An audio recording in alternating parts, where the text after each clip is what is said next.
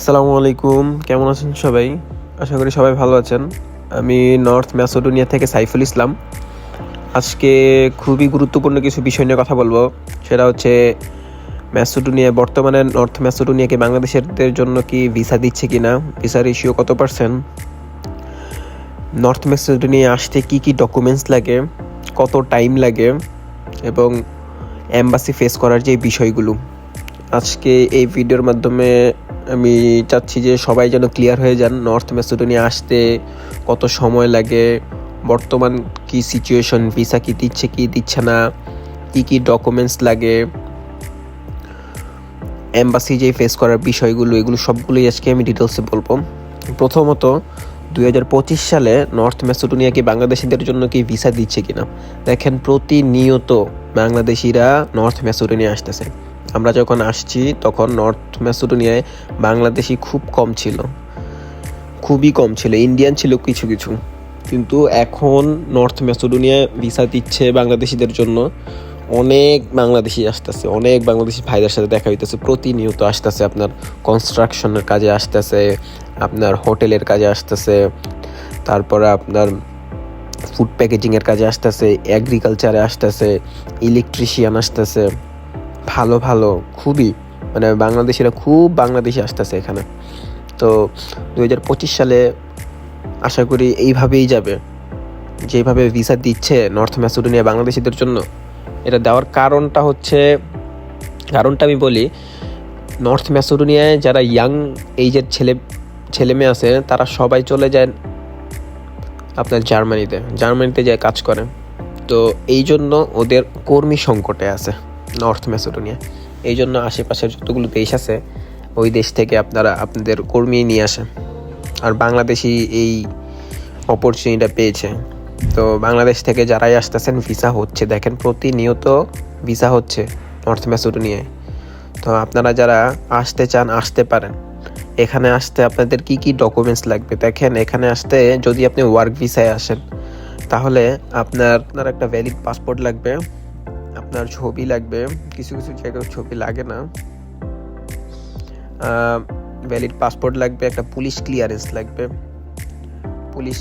লাগবে এবং আর কিছুই লাগবে না। ভ্যালিড পাসপোর্ট, পুলিশ ক্লিয়ারেন্স, কিছু কিছু এজেন্সি আপনার ছবি নিয়ে থাকে, এই আর কি। দেখেন নর্থ ম্যাসেডোনিয়া আসতে কতদিন সময় লাগে। প্রথমত নর্থ ম্যাসেডোনিয়া আসতে আপনারা ধরে নেন ওয়ার্ক পারমিট বের হতে 1.5 থেকে 2 মাস। এগুলো আসলে ভাই এজেন্সির কাজের উপর নির্ভর। ওয়ার্ক ভিসার জন্য আপনার ওয়ার্ক পারমিট কেউ 10 দিনের মধ্যে বের করে ফেলতে পারে, কেউ 1 মাস, 1.5 মাস, 2 মাস লাগে, কারো 3 মাস লাগে। এগুলো আসলে যার মাধ্যমে করাচ্ছে এজেন্ট, তো কোনো লয়ারের মাধ্যমে করাচ্ছে, ওই লয়ারের উপর ডিপেন্ড করে, কোম্পানির উপর ডিপেন্ড করে যে ওয়ার্ক পারমিটটা বের হতে কি মানে কত সময় লাগতেছে। তো ওয়ার্ক পারমিটটা ধরে নেন আপনি 1.5 থেকে 2 মাস, 3 মাস, সর্বোচ্চ গেলে 3 মাস একটা ওয়ার্ক পারমিট বের হতে। ওয়ার্ক পারমিটের আগে আপনার পুলিশ ক্লিয়ারেন্স অ্যাটেস্টেশনের জন্য জমা দিতে হয়, দেন ওয়ার্ক পারমিট। তো এটা করার পর তারপর আপনার যখন একটা ফাইল তৈরি করবে, এইগুলো সবগুলো আপনার একটা ওয়ার্ক পারমিটের জন্য সাবমিট করবে। তো ওয়ার্ক পারমিটের জন্য সাবমিট করলে ওয়ার্ক পারমিটের জন্য আমরা যতটুকু জানি 1.5 থেকে 2 মাস, 3 মাসও লেগে যায়। এগুলো আসলে ভাই কোম্পানির উপর নির্ভর করে আপনার ওয়ার্ক পারমিটটার কতদিনে আপনার বের করে দেয় ওনারা, আর কোম্পানির লয়ারের উপর নির্ভর করে। দ্বিতীয়ত হচ্ছে আপনার এই ওয়ার্ক পারমিটটার পরে আপনার ফরেন মিনিস্ট্রি থেকে অ্যাপ্রুভালের জন্য সাবমিট করা হয়, ফরেন মিনিস্ট্রিতে পাঠানো হয়। ওই ফরেন মিনিস্ট্রি থেকে আপনার ধরেন এখানে আপনার 18 কর্মদিবসের মতো লাগে, 18 থেকে 28 কর্মদিবসের মতো। তো এই অ্যাপ্রুভাল পাওয়ার পর আপনার ভিসার জন্য আপনার ফাইলটা এম্বাসিতে সাবমিট করবে। তো এম্বাসিতে আবার আপনার লাগে প্রায় 8-14 কর্মদিবস। তো এগুলো যে করে, এগুলোর মধ্যে খুবই টাইম লাগে ভাই। এই যে আপনারা বলেন যে ভিসা পেয়ে যাব, আসলে এগুলো সব লাকের উপর নির্ভর করে। এমন অনেক মানুষ আসছে যাদের পাসপোর্টে, আমার চেনা জানা, আমার সাথে এক ভাই আসছে, ওনার পাসপোর্টে 2টা ভিসা আছে ম্যাসেডোনিয়ার। উনি প্রথম ভিসাতে আসতে পারে নাই, দ্বিতীয় ভিসাতে আসছে কিছু কিছু ঝামেলার কারণে। যে ভিসা পাইলেই যে আপনি চলে আসবেন এমন না, কিন্তু কপালে যদি আপনার থাকে তাহলে আপনি আসতে পারবেন। ওই বিষয়গুলো খেয়াল করবেন। আর এম্বাসি ফেস করার যে বিষয়টা, দেখেন ভাই, এম্বাসি ফেস করার বিষয়ে আমি আপনাদেরকে বলছি, আবারও বলতেছি, এজেন্সির উপর নির্ভর করে আপনার এম্বাসি ফেস করা। প্রতিনিয়ত লোক আসতেছে, এম্বাসি ফেস করেও আসতেছে, প্রতিনিয়ত লোক আসতেছে, এম্বাসি ফেস ছাড়াও আসতেছে।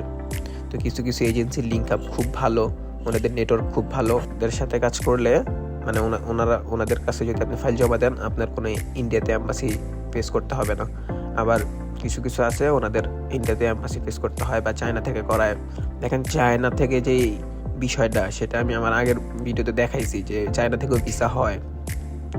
দেখেন আমি বলি, আপনি বাংলাদেশে আছেন বা আপনি যে কান্ট্রিতে আছেন, ওই কান্ট্রির মধ্যে যদি আপনার এম্বাসি না থাকে, আপনি যেই কোনো এম্বাসিতে আপনি ফেস করতে পারবেন, হয় এটা কাতার হোক, হয় এটা চায়না হোক, হয় এটা জাপান হোক, কিন্তু আপনাকে ভিসা দিবে না যে এমন না, কারণ আপনার দেশে আপনার এম্বাসি নেই, এই জন্য আপনি আসছেন অন্য দেশ থেকে ভিসা কালেক্ট করতে, ভিসার জন্য।